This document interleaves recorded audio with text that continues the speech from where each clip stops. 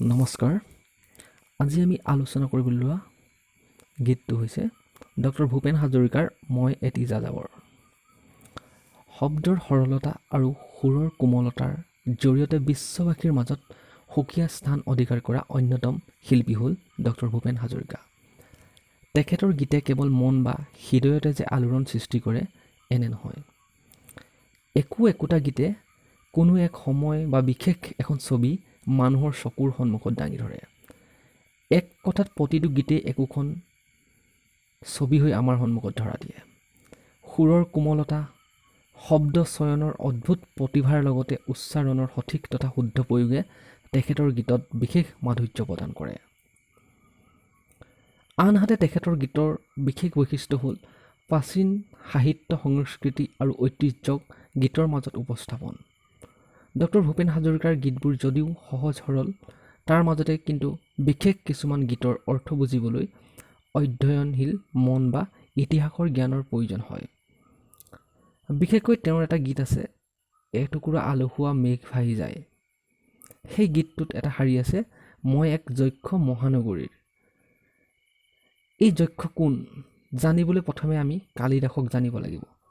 তাৰ পাছত মেঘদূত কাব্য পঢ়িহে বিৰহৰ যি কাতৰ অৱস্থা, সেই অৱস্থাৰ কথা উপলব্ধি কৰিব পাৰিম।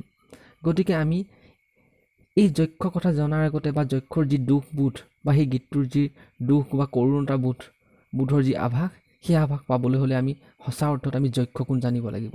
আৰু যক্ষক জানিবলৈ হ'লে আমি মেঘদূত কাব্যৰ সেই যক্ষক পঢ়িব লাগিব। গতিকে সেই যক্ষ সৰু এটা শব্দ, সেই সৰু এটা গীতটোৰ মাজত সোমাই থকা, কোমল গীতটোৰ মাজত সোমাই থকা এটা সৰু শব্দই আমাক ভবাই তোলে। আৰু সেই জ্ঞানৰ গভীৰ বিশালতালৈ আমাক সেই গীতটোৰ জৰিয়তে হাজৰিকাই লৈ যাবলৈ চেষ্টা কৰিছে। অৰ্থাৎ এটা গানৰ এটা শব্দ আৰু এই শব্দই এখন মহাকাব্যৰ দিশেৰে আমাৰ চিন্তাধাৰাক সলনি কৰাইছে। গতিকে আজি আমি যিটো গীত আলোচনা কৰিম কৈছোঁ, সেই গীতটো হৈছে মই এটি যাযাবৰ। মই এটি যাযাবৰ, ধৰাৰ দিহিঙে দিপাঙে লৰো, নিবিচাৰি নিজা ঘৰ। মই লুইতৰ পৰা মিচিচিপি হৈ ভলগাৰ ৰূপ চালোঁ, অটোৱাৰ পৰা অষ্ট্ৰিয়া হৈ পেৰিছ সাৱটি ল'লোঁ। মই ইলোৰাৰ পৰা পুৰণি ৰহন চিকাগোলে কঢ়িয়ালোঁ, গালিবৰ চেৰ দুচম্বেৰ মিনাৰত শুনা পালোঁ। মাৰ্ক টুৱেইনৰ সমাধিত বহি গৰ্কিৰ কথা ক'লোঁ, বাৰে বাৰে দেখোঁ বাটৰ মানুহ আপোন হৈছে বৰ, সেয়ে মই যাযাবৰ। বহু যাযাবৰ লক্ষ্যবিহীন মোৰ পিছে আছে পণ, ৰঙৰ খনি য'তেই দেখিছোঁ ভগাই দিয়াৰ মন। মই দেখিছোঁ অনেক গগনচুম্বী অট্টালিকাৰ শাৰী, তাৰ ছাঁতেই দেখিছোঁ কটনা গৃহহীন নৰনাৰী। মই দেখিছোঁ কিছু ঘৰৰ সন্মুখ বাগিচাৰে আছে ভৰি, আৰু দেখিছোঁ মৰহা ফুলৰ পাপৰি অকালতে পৰা সৰি।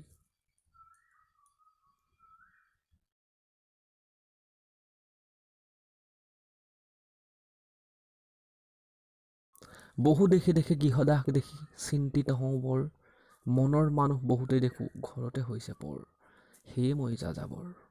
ধৰাৰ দিহিঙে দিপাঙে লৰো, নিবিচাৰি নিজা ঘৰ, সেয়ে মই যাযাবৰ। সেই গীতটোত আমি বিশ্বৰ যি ঐতিহ্য সমন্বয়ৰ সমাহাৰ আমি লক্ষ্য কৰোঁ। হাজৰিকাই গীতটোৰ জৰিয়তে নিজকে যাযাবৰী ৰূপত কল্পনা কৰিছে। আচলতে বিশ্বখনে তেওঁৰ ঘৰ। কেতিয়াবা আপোন মানুহো পৰ হৈছে আৰু কেতিয়াবা পৰ মানুহো আপোন হৈছে। কেতিয়াবা নিজৰ মাতৃভূমিৰ সৌন্দৰ্য আৰু সমৃদ্ধতাত মুগ্ধ হৈছে, আকৌ কেতিয়াবা সেই সৌন্দৰ্য কঢ়িয়াই বিশ্বত সিঁচি দিছে। আমি গীতটোত পাওঁ, মই লুইতৰ পৰা মিচিচিপি হৈ ভলগাৰে ৰূপ চালোঁ, অটোৱাৰ পৰা অষ্ট্ৰিয়া হৈ পেৰিছ সাৱটি ল'লোঁ। এই গীতটোত তিনিখন মহাদেশৰ তিনিখন ঐতিহ্যময় নদীৰ কথা উল্লেখ কৰা হৈছে। আমি জানো যে মানৱ সভ্যতাক যুগে যুগে নদীয়ে সমৃদ্ধ কৰি আহিছে। কেৱল সমৃদ্ধ কৰাই নহয়, সভ্যতা সংস্কৃতি গঢ়াত নদীৰ অনবদ্য সঁচা অৰ্থত প্ৰকৃত ভূমিকা নদীয়ে পালন কৰি আহিছে। গতিকে মানৱ জীৱনৰ যি নদীৰ সৈতে সম্পৰ্ক, সেই সম্পৰ্ক এই গীতটোত ডক্টৰ হাজৰিকাই অংকন কৰিবলৈ চেষ্টা কৰিছে। লুইত বা ব্ৰহ্মপুত্ৰ হ'ল এছিয়া মহাদেশৰ এখন ঐতিহ্যময় চহকী নদী, যাৰ দুয়োপাৰে গঢ়ি উঠিছে চহা জীৱন আৰু সংস্কৃতি। এই নদীক পুৰুষ হিচাপে লোকসমাজে বিশ্বাস কৰে। এছিয়াৰ এইখনেই একমাত্ৰ পুৰুষ নদী হিচাপে লোকসমাজে পৰম্পৰাগতভাৱে বিশ্বাস কৰে। গতিকে এছিয়া মহাদেশৰ অন্যতম নদী হৈছে ব্ৰহ্মপুত্ৰ নদী। ঠিক তেনেদৰে উত্তৰ আমেৰিকা মহাদেশৰ মিছিছিপি নদী, যাৰ ছত্ৰছায়াত গঢ়ি উঠিছে বাৰেৰহণীয়া বৈচিত্ৰ্যময় আমেৰিকাৰ সংস্কৃতি। এই আমেৰিকাকো মিছিছিপি নদীয়ে যুগে যুগে সমৃদ্ধ কৰি আজিও সেই স্বাক্ষৰ বহন কৰি আহিছে। আমি আমেৰিকাৰ মাজত সেই স্বাক্ষৰ বা সেই সমৃদ্ধতা লক্ষ্য কৰোঁ। আনহাতে ইউৰোপ মহাদেশৰ ভলগা নদী, সেই নদীক ৰাছিয়ানসকলে মাতৃ জ্ঞান কৰে। ভলগা নদীৰ পাৰতো অনেক সভ্যতা সংস্কৃতি গঢ়ি উঠিছে। গতিকে একোখন বিশ্বৰ যি বৈচিত্ৰ্যময় ৰূপ আৰু সংস্কৃতি, এই বাৰেৰহণীয়া সংস্কৃতিৰ বৈচিত্ৰতা প্ৰত্যক্ষ কৰাৰ কথা গীতটোৰ মাজেৰে প্ৰকাশ কৰিছে। আনহাতে তেখেতে অটোৱাৰ পৰা অষ্ট্ৰিয়া হৈ পেৰিছ চাবলৈ ল'লোঁ। ইয়াতো আমি জানো যে অটোৱা হ'ল কানাডাৰ ৰাজধানী। এই ৰাজধানী অটোৱা নদীৰ পাৰতে অৱস্থিত। অটোৱা অতি সমৃদ্ধিশালী আৰু ঐতিহ্যমূলক চহৰ, এক সংস্কৃতি সম্পন্ন। অষ্ট্ৰিয়া হ'ল মধ্য ইউৰোপৰ এখন ৰাষ্ট্ৰ। আল্পছ পৰ্বতমালাত এই চহৰ অৱস্থিত। অষ্ট্ৰিয়াৰ ৰাজধানী হ'ল ভিয়েনা। এসময়ত এই অষ্ট্ৰিয়াৰ হাবছবুৰ্গ ৰজাসকলে শাসন কৰিছিল। এই চহৰৰ ৰাজকীয় ৰূপ, স্থাপত্য, সংগীত আৰু নাট্যকলা জগত বিখ্যাত। এই চহৰো সমৃদ্ধিশালী, বৈচিত্ৰ্যপূৰ্ণ তথা সাংস্কৃতিক দিশত চহকী। পেৰিছ হ'ল ইউৰোপ মহাদেশৰ ফ্ৰান্সৰ ৰাজধানী। 2000 বছৰীয়া ঐতিহ্যময় চহৰ পেৰিছ বাণিজ্য আৰু সাংস্কৃতিক তথা শিল্পকলা চহৰ হিচাপে বিখ্যাত। এই চহৰতে আইফেল টাৱাৰ আছে। গতিকে হাজৰিকাই গীতটোত প্ৰতিখন দেশৰ যি সংস্কৃতি, ঐতিহ্য তথা বৈচিত্ৰ্য, সেই বৈচিত্ৰ্য লক্ষ্য কৰাৰ ইংগিত দিয়াৰ লগতে সেই চহৰসমূহৰ সমৃদ্ধিশালী অতীতে তেওঁক সদায় আকৰ্ষণ কৰাৰো ইংগিত পাওঁ। আনহাতে মই ইলোৰাৰ পৰা পুৰণি ৰহন চিকাগোলে কঢ়িয়ালোঁ, গালিবৰ শ্বেৰ দুচম্বেৰ মিনাৰত শুনা পালোঁ। এই গীতটোত ইলোৰা গুহা মহাৰাষ্ট্ৰত অৱস্থিত এক স্থাপত্য কলাৰ নিদৰ্শন। বৌদ্ধ, হিন্দু তথা জৈন ধৰ্মৰ সাংস্কৃতিৰ কলাৰ এক সমন্বয় এই ইলোৰা। মুঠ 34টা মঠ আৰু মন্দিৰ আছে, যিবোৰ উচ্চ দেৱালয়ত খোদিত হৈ আছে। এই স্থাপত্য কলাই সমন্বয়ৰ বাৰ্তা বহন কৰে। আনহাতে চিকাগো হ'ল আমেৰিকা যুক্তৰাষ্ট্ৰৰ তৃতীয় বৃহত্তম জনবহুল আৰু সাংস্কৃতিক দিশত চহকী চহৰ। আমেৰিকা যুক্তৰাষ্ট্ৰলৈ বিভিন্ন দেশৰ লোকে জীৱন আৰু জীৱিকাৰ স্বাৰ্থত ঢাপলি মেলিছে।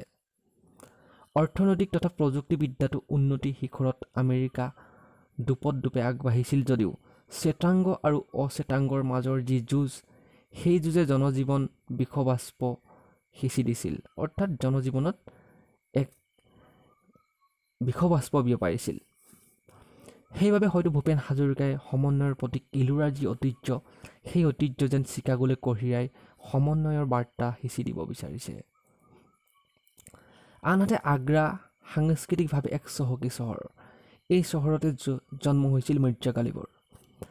গালিবৰ শ্বেৰ শায়েৰীত প্ৰকাশিত যি প্ৰেম, ভাতৃত্ববোধ তথা মানৱতাবোধ, সেইবোৰো তেখেতে প্ৰাচীন ভাস্কৰ্যৰ মাজতো দেখা পাইছে। আনকো কৈছে, মাৰ্ক টুৱেইনৰ সমাধিত বহি গৰ্গীৰ কথা ক'লোঁ, বাৰে বাৰে দেখোঁ বাটৰ মানুহ আপোন হৈছে বৰ, সেয়ে মই যাযাবৰ। মাৰ্ক টুৱেইন হ'ল এজন মাৰ্কিন বা আমেৰিকান লিখক আৰু গৰ্গী হ'ল ৰুছ সাহিত্যিক। দ্বিতীয় বিশ্বযুদ্ধৰ পৰৱৰ্তী সময়ত আমেৰিকা যুক্তৰাষ্ট্ৰ আৰু ছোভিয়েট ইউনিয়নৰ লগতে আন মিত্ৰ শক্তিসমূহৰ মাজত